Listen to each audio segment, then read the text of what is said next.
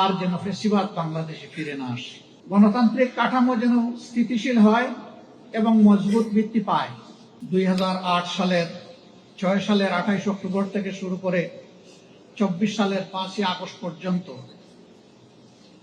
ফেসিবাদী শাসকদের হাতে এবং শাসন ক্ষমতায় আসার আগেই যে নারকীয় হত্যাকাণ্ড তারা ঘটিয়েছিল, সেই হত্যাকাণ্ডের শিকার হয়ে দুনিয়া থেকে যারা বিদায় নিয়েছেন তাদের সকলকে এবং বিশেষভাবে জুলাই আন্দোলনের মহান শহীদদেরকে গভীর শ্রদ্ধায় স্মরণ করছি।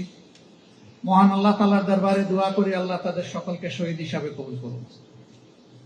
পুরা এই সময়টা জুড়ে ফেসিবাদের নির্যাতন নিগ্রহের শিকার হয়ে যারা আহত হয়েছেন, পঙ্গু হয়েছেন, তাদের প্রতি গভীর সহমর্মিতা জ্ঞাপন করছি।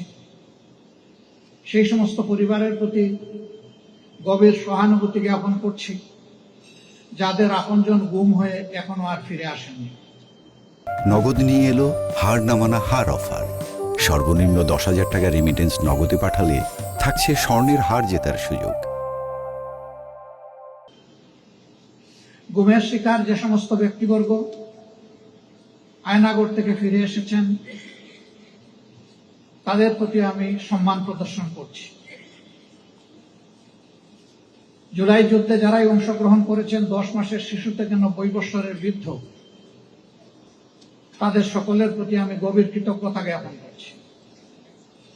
কৃতজ্ঞতা এ কারণেই যে আমরা ফেসিবাদী আমলে মূলত বিরোধী দলের নেতা কর্মীরা ছিলাম বিশেষভাবে নির্যাতিত, তবে এদের হাত থেকে কেউই রেহাই পায়নি। এদেশের আলিম ওলামা, সাংবাদিক, বুদ্ধিজীবী, সুশীল সমাজের সদস্যবৃন্দ, ব্যবসায়ী বৃন্দ, কেউই এদের জুলুমের হাত থেকে রক্ষা পায়নি। কাজে গোটা জালিমি জাতিটাই একটা মজলুম জাতিতে পরিণত হয়েছিল। এই জালিমরা তাদের পাওনা বুঝে নিয়ে 24 সালের এই দিনটিতে বিদায় নিয়েছিল। সবাই আশা করে বসে আছে ফেসিবাদীরা বিদায় নিয়েছে, আর যেন ফেসিবাদ প্রিয় দেশটাতে ফিরে না আসে। সামাজিক অর্থনৈতিক বৈষম্য যেন আর কোথাও তৈরি না হয়, সব জায়গায় যেন সুশাসন কায়েম হয়। আবাল বৃদ্ধ বনিতা সবাই যেন তার জীবনের নিরাপত্তাটুকু খুঁজে পায়। নারীরা যেন কর্মক্ষেত্রে, শিক্ষা প্রতিষ্ঠানে, সকল জায়গায় বিশেষভাবে তাদের সম্মান এবং জীবনের নিরাপত্তা লাভ করেন। শ্রমিকরা তাদের কাজের যেন ন্যায্য পাওনাটা পায়, মজুরিটা পায়।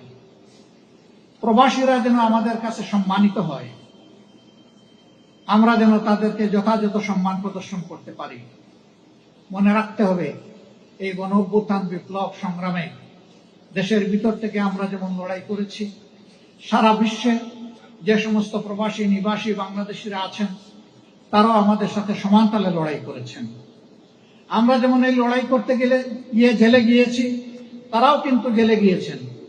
আমাদেরকে যেমন অন্যায়ভাবে শাস্তি দেওয়া হয়েছে, তাদেরকেও শাস্তি দিয়ে বিদেশের মাটিতে বিদেশি কারাগারে পুরে রাখা হয়েছিল। কাজেই কারো অবদান কম নয়, কাউকে ছোট করে দেখার কোনো সুযোগ নেই। এই সকলের প্রত্যাশার জায়গা একটাই, যে আর যেন ফেসিবাদ বাংলাদেশে ফিরে না আসে। গণতান্ত্রিক কাঠামো যেন স্থিতিশীল হয় এবং মজবুত ভিত্তি পায়।